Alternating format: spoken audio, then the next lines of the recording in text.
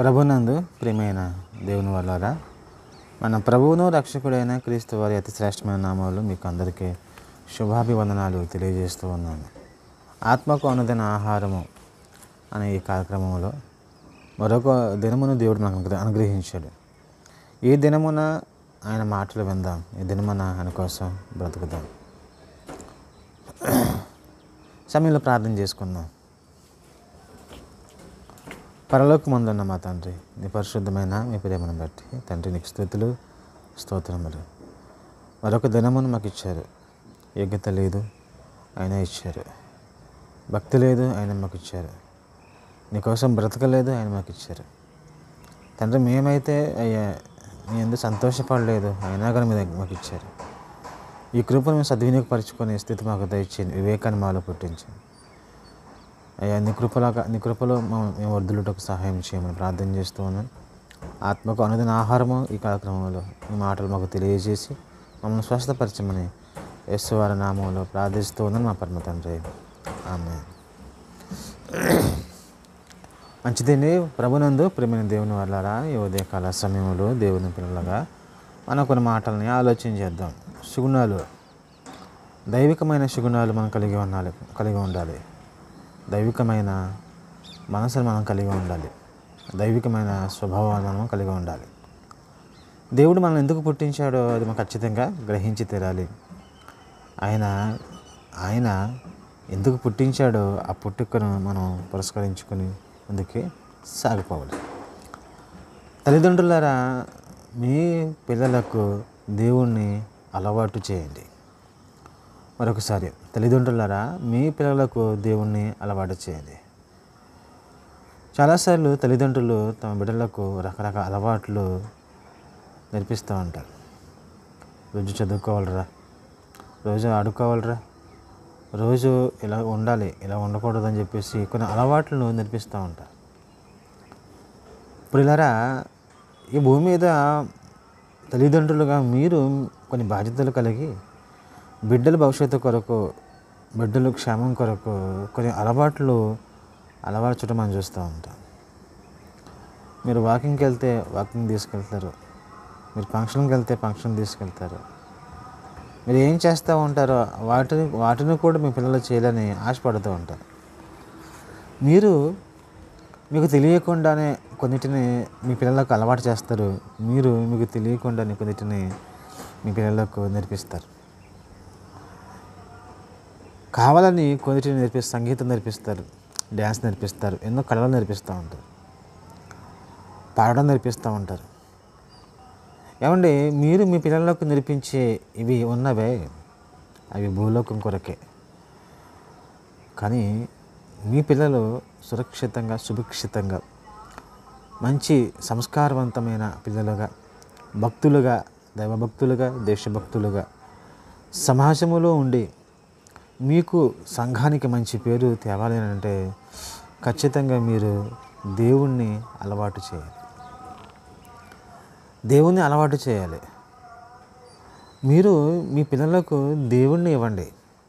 మీరు మీ పిల్లలకు ఆస్తిపాస్తులు కాదు. మీరు మీ పిల్లలకు సంగీతాలు, డ్యాన్సులు, మ్యూజిక్లు ఇవి కాదు అలవాటు చేయాల్సింది. దేవుణ్ణి అలవాటు పడే విధంగా వాళ్ళు తయారు చేయండి. దేవుడు లేకుండా మేము ఉండలేము అన్నట్లుగా వారు బ్రతకాలి.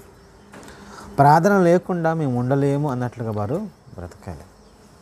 వారు ఎప్పుడూ కూడా ఏం చేస్తున్నా ధనులోనికి దేవుణ్ణి తీసుకువచ్చేటట్లుగా వారు దేవుణ్ణి అంతగా అలవాటు పడాలి.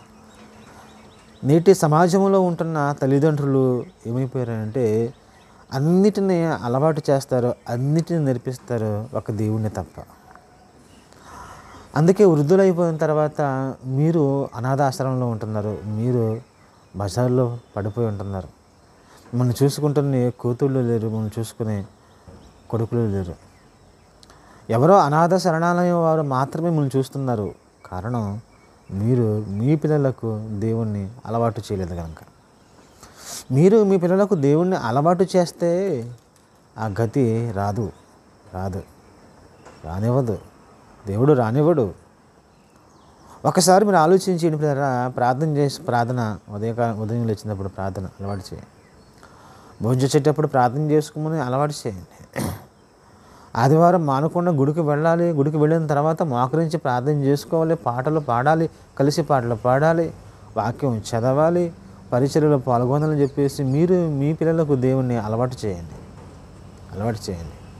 బడికి వెళుతున్నావా, దేవుడితో ఉండు, దేవునితో నడువు అని చెప్పేసి అలవాటు చేయండి. మీరు మీ పిల్లలకు దేవుణ్ణి అలవాటు చేయకపోతే ప్రమాదంలో పడిపోతారు.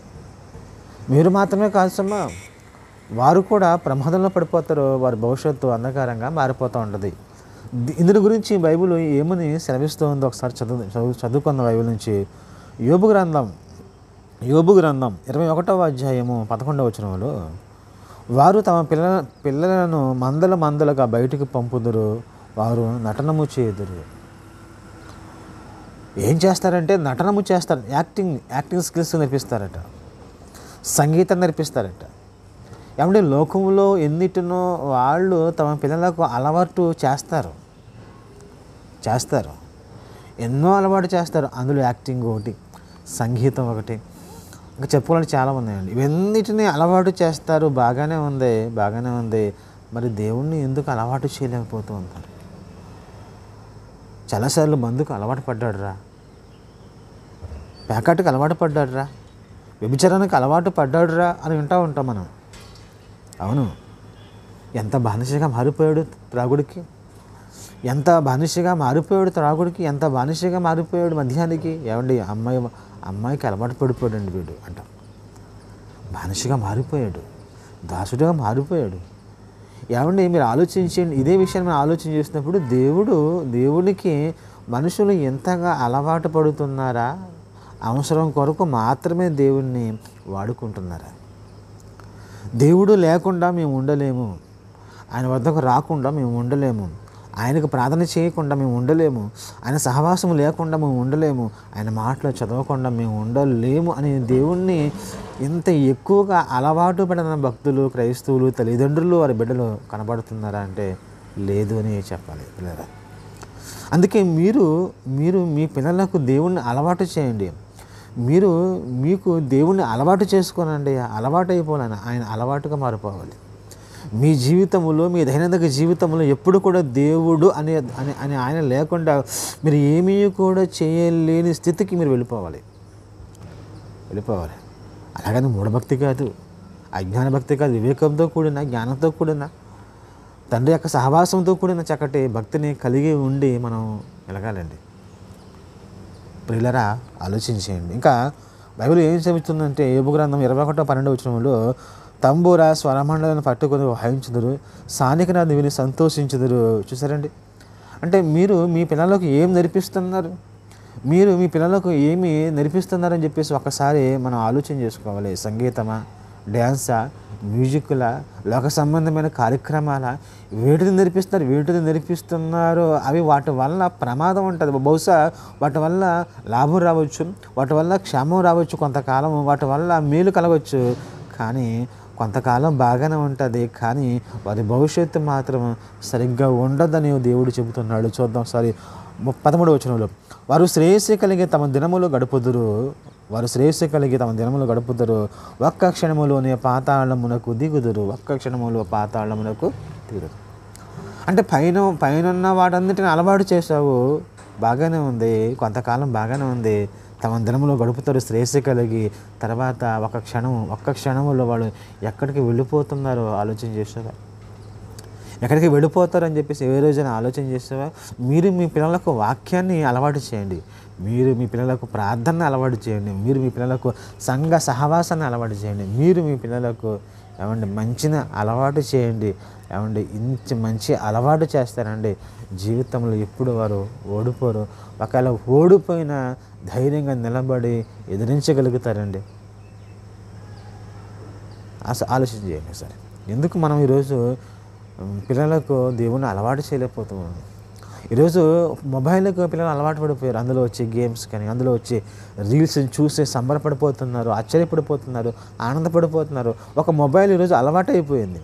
పని చేసుకోవటానికి తల్లి మొబైల్ ఇచ్చింది, తన పని చేసుకోవడానికి తనని ఇబ్బంది పెడుతున్నాడని చెప్పేసి తను చేసుకోవటానికి తల్లి ఏమండి కొడుకుకి కూతురికి మొబైల్ ఇచ్చారు.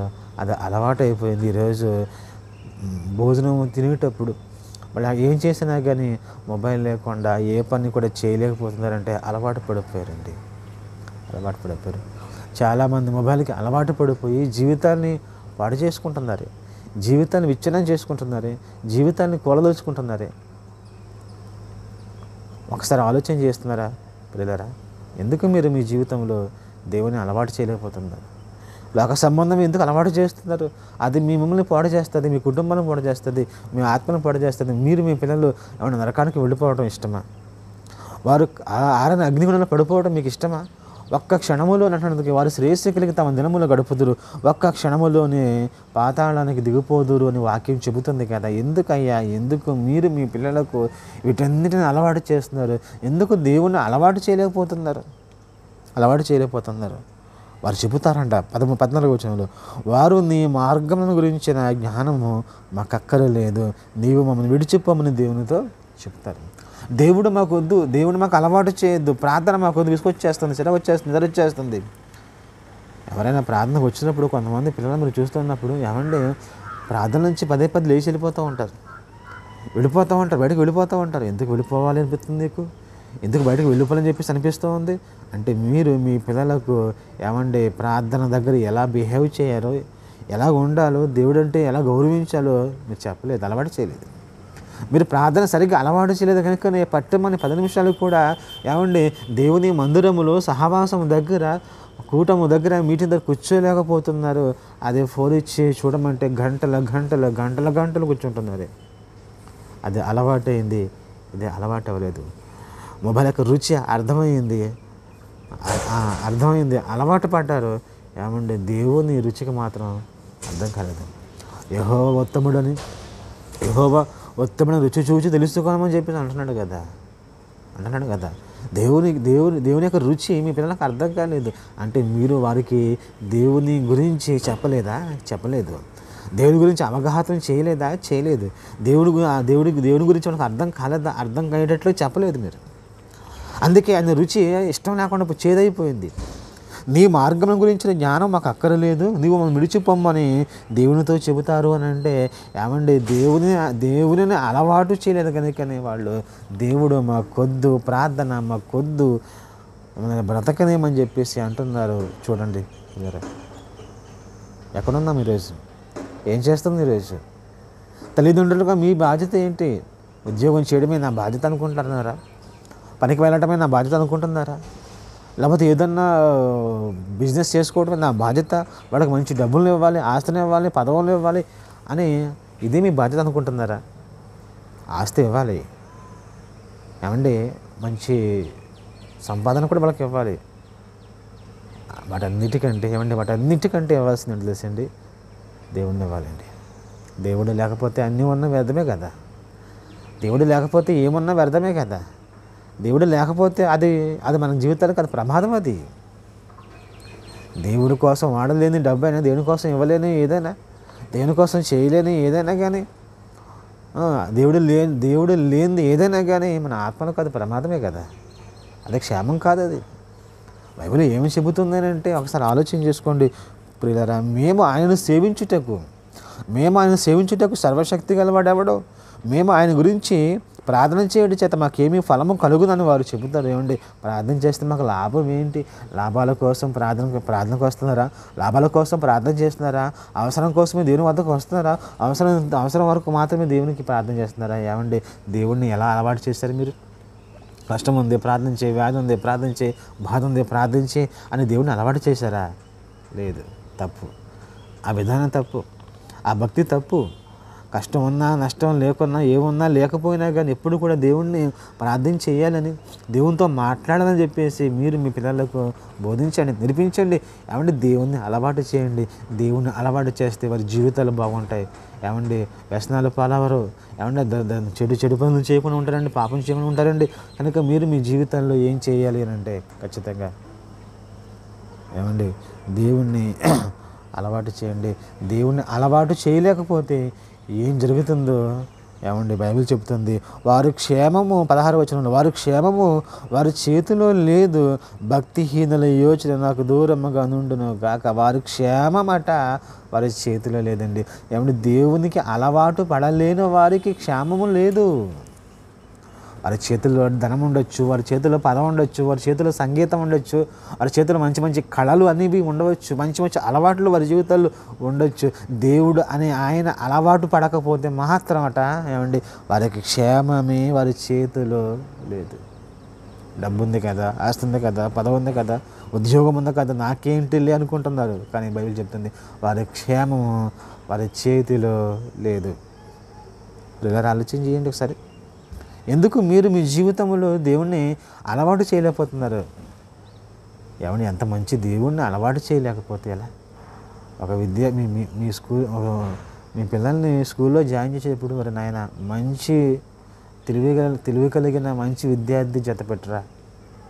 హాస్టల్లో ఉంచినప్పుడు మీ అమ్మని, అమ్మ నువ్వు మంచిగా చదివే అమ్మాయి జతగా ఉండు, స్నేహితులుగా చేసుకో, బాగా చదివే అమ్మాయిని స్నేహితులుగా చేసుకో అని చెప్తూ ఉంటాం కదా. ఏమంటే ప్రపంచంలో అన్నీ మనల్ని పాడు చేసేవే కనుక పాడు చేసే వాటిని ఎందుకు అలవాటు చేస్తున్నారు దేవుడిని తప్ప? అంటే దేవుడు అండి మంచివాడండి, అందరికీ ఆయన ఉపకారి, అందరికీ ఆయన ప్రభువు, అందరికీ ఆయన మంచి చేసేవాడు. ఏమంటే ఆయన ఇచ్చినవన్నీ చూస్తుంటే అంత అద్భుతమైన దేవుడు అండి. ఆయన అలవాటు చేయడానికి ఎందుకంటే మనకు బాధేస్తుంది, ఎందుకంటే మనం ఎంత నిర్లక్ష్యం వహిస్తూ ఉన్నాం? ఒక్కసారి ఆలోచించి నా మాట ముగిస్తున్నానండి. ప్రభునందు ప్రేమ దేవుని వల్ల మనం అందరం ఖచ్చితంగా దేవునికి మీరు మీ పిల్లల్ని అలవాటు చేయాలి. అలవాటు చేయకపోతే ఏం ప్రమాదం ముంచుకొస్తుందో చెబుతున్నాడు ఇక్కడ. రామపత్రిక 1:28 వచనంలో, వారు తమ మనసులో దేవునికి చోటీ నల్లలేకపోయారు కనుక చేయరాని కార్యములు చేయటానికి దేవుడు వారి భ్రష్ట మనసుకు అప్పగించింది. దేవునికి చోటీ లేకపోతే అంటండి భ్రష్ట మనసుకు వారు వెళ్ళిపోతారంటండి. అక్కడ చూసినప్పుడు చాలా భయంకరమైన మాటలు రాయబడి ఉంటాయి. ఎందుకంటే అవన్నీ కూడా వాళ్ళలో కనబడతాయి. హింసకులు, దోషకులు, హానికరులు, ఏమంటే తల్లిదండ్రులకు అవిధేయులు, అనురాగరహితులు, వ్యభిచారులు, జారులు, చోరులు, దొంగలు, కొట్టువాడు, తిట్టువాడు అని చెప్పేసి ఎన్నో మాటలు రాయబడతాయండి. ఏమండి ఇవన్నీ వారిలో జరుగుతాయండి. ఎందుకనంటే దేవునికి అలవాటు పడలేదు, దేవునికి అలవాటు పడలేదు. దేవునికి అలవాటు పడకపోతే ప్రమాదమేనండి. సామెతల గ్రంథం 1:29 వచనంలో, జ్ఞానం వారికి అసహ్యమాయను, యెహోవా యందు భయభక్తులు కలిగి ఉండుట వారికి ఇష్టం లేకపోయాను. యెహోవా యందు భయభక్తులు కలిగి ఉండుట వారికి ఇష్టం లేకపోయిందట. అంటే దేవుడిని అలవాటు చేసుకోలేకపోయాడు. ఎందుకండి దేవుడిని అలవాటు చేసుకోలేకపోతున్నారు అని? ఆయన ఏమైనా తప్పు చేస్తున్నాడా? ఆయన అరేంజ్ చేసేవాడా? ఆయన అన్యాయం చేసేవాడా? ఆయన మోసం చేసేవాడా? మోసం చేసే వాళ్ళకి నమ్ముతారండి, మోసం చేసే వాళ్ళని ప్రేమిస్తారండి, మోసం చేసే వాళ్ళకి అలవాటు పడతారండి. ఎవరికి అలవాటు పడుతున్నాం? దేవుడికి అలవాటు పడండి. మనుషులందరూ మోసం చేసేవాళ్ళే. నా ప్రియుడు నన్ను మోసం చేయడం అనుకుంటున్నావా? నా భర్త నన్ను మోసం చేయడం అనుకుంటున్నావా? నా వాడు నాకు మోసం చేయడం అనుకుంటున్నావా? ఏమండి ఎవరైనా ఎప్పుడైనా ఎక్కడైనా ఎలాగైనా మోసం చేస్తారు. మనుషులను నమ్ముట, మోసపోవుట ఈజీ. దేవుడిని నమ్మండి. యెహోవా యందు నమ్మిక ఉంచేవాడు వర్ధిల్లుదురు అని ఉంది. దేవుడిని నమ్మితే వర్ధిల్లుతావు.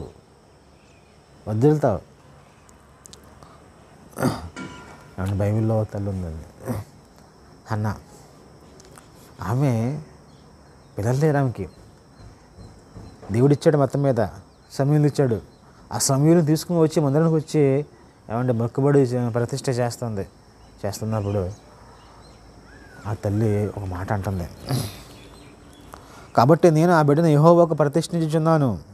1:28 మొదటి సమూయేలు గ్రంథం 1:28 వచనంలో, కాబట్టి నేను ఆ బిడ్డను యెహోవాకు ప్రతిష్ఠించుచున్నాను, తాను బ్రతుకు దినములన్నిటిను వాడు యెహోవాకు ప్రతిష్ఠితుడని చెప్పాను. అప్పుడు వాడు యెహోవాకు అక్కడనే మొక్కాను. ఏమండి సమూయేలు అన్న వ్యక్తి, బాలుడు దేవునికి అలవాటు పడ్డాడు.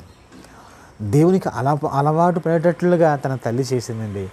ఏమండి యెహోవాకు ప్రతిష్ఠితుడు, తను బ్రతుకు దినములు అన్నిటినని చెప్పేసి తల్లి చెప్పగానే ఏమండి వెంటనే ఆ వ్యక్తి యెహోవాకు అక్కడ మొక్కాడు అంటే చూడండి. ఎవరు చెప్పారు అక్కడ? తల్లి ఇంటి వద్ద ఉంటున్నప్పుడు ఆ బిడ్డను దేవునికి అలవాటు చేసింది. బిడ్డ బిడ్డ ఆ బిడ్డను తన తల్లి అయిన హన్న తన బిడ్డను దేవునికి అలవాటు చేసిన కనుకనే ఏమండి మొరుక్కుతున్నాడు, క్రియలు కనపడుతున్నాయి చూడండి. ప్రార్థనకు వెళ్ళినప్పుడు మోకరించి ప్రార్థన చేయండి, పాటలు పాడండి, ఆరాధించండి, దేవుని స్తుతించండి, దేవుని పనులు చేయండి. ఏమండి తల్లి అప్పుడు చెబితే కాదండి, అప్పుడు చెబితే కాదండి, ముందుగానే తల్లి బిడ్డకు దేవుణ్ణి అలవాటు చేస్తే అలవోకగా వచ్చేస్తూ ఉంటాయి. అవును, ఇవన్నీ దేవుణ్ణి అలవాటు చేస్తే అలవోకగా చేసేస్తారు వాళ్ళు. అంతేగాని నువ్వు చెయ్యి అని చెయ్యి బలవంతంగా చేస్తే ఎవడు చేస్తాడండి ఈ రోజుల్లో? తల్లి మాటకే విలువ ఇవ్వటం లేదు, ఇంకెలా చేస్తారు చెప్పండి? అందుకే ఒకసారి ఆలోచించండి. మీరు మీ పిల్లలకు దేవుని అలవాటు చేస్తే భక్తి వారిలో పొంగిపోతుంది, వచ్చేస్తుంది ఆటోమేటిక్గా. మీరు దేవుని అలవాటు చేస్తారు కనుకనే వాళ్ళు కఠినాత్మలుగా మారిపోతున్నారు, దేవుడిని దూషించేవారుగా మారిపోతున్నారు, దేవుడు లేడనుకుంటున్నారు మరికొంతమంది, అపహాస్యకులుగా మారిపోతున్నారండి. మీకు తెలియలేదు విషయం చెప్తానండి. ఈరోజు యూట్యూబ్ ప్లాట్ఫామ్ మీద లేకపోతే ఫేస్బుక్, ఇన్స్టాగ్రామ్ ప్లాట్ఫామ్లో ట్రోల్స్ చేస్తారు కదా, క్రైస్తవ్యాలని కొంతమంది ట్రోల్ చేస్తున్నారు కదా.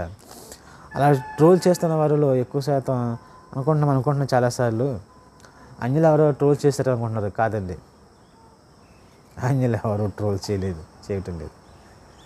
క్రైస్తవుల పిల్లలే దేవుడిని నమ్ముకున్న తల్లిదండ్రులకు పిల్లలే క్రైస్తవుల యొక్క మాటలను ట్రోల్ చేస్తూ డబ్బులు గడిస్తున్నారు. ఇది చాలా భయంకరమైన సంగతి. నిజమండి, ఇది నిజమే. ఎవరు ట్రోల్ చేస్తున్నారనుకుంటున్నారా? చెక్ చేసుకోండి ఒకసారి మీ బిడ్డలను చెక్ చేసుకోండి. ట్రోల్ చేసేది ఎవరా? అన్యుల, మతోన్మాదుల, క్రైస్తవుల యొక్క పిల్లల? ఆలోచన చేసుకుని ఒకసారి చెక్ చేసుకోండి అమ్మా. దేవుణ్ణి అలవాటు చేయలేకపోయారు, దేవుడు మీకు ఇచ్చిన మీ బిడ్డల్ని దేవునికి అలవాటు చేయలేకపోయారు. దేవుడు మిమ్మల్ని మీ పిల్లలకు ఆయాలుగా, గార్డియన్స్గా మిమ్మల్ని పెడితే, సంరక్షణలో మిమ్మల్ని పెడితే మీరు దేవుని గురించి చెప్పలేదు, దేవునికి అలవాటు చేయలేదని అంటే కన్నని గర్భం ధన్యము అంటున్నాడు, పాలియని స్తన్యములు ధన్యము అంటున్నవి, గొడ్రాండ్రులు ధన్యము చెబుతున్నాడు. ఎందుకంటే రాబోయే ప్రమాదం చాలా ప్రమాదం కనుకనే ఆ ప్రమాదం ముంచుకొచ్చి ఆ ప్రమాదంలో మీరు మీ పిల్లలు కొట్టుకుపోతారేమో అని దేవుడు చెబుతున్నమాట. యోచన చేసుకో. మీరు మీ పిల్లలకు దేవుణ్ణి అలవాటు చేయలేకపోతే ప్రమాదంలో పడతారు. ఆలోచన చేసుకునండి. అటువంటి గొప్ప భాగ్యం దేవుడు మనందరికీ దయచేయను గాక. ఆమేన్.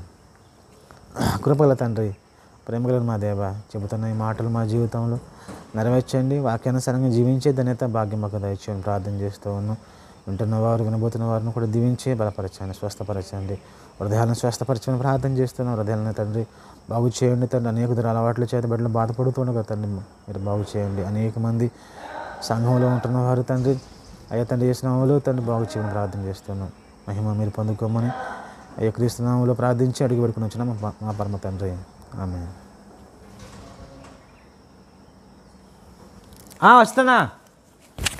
వచ్చేస్తున్నా.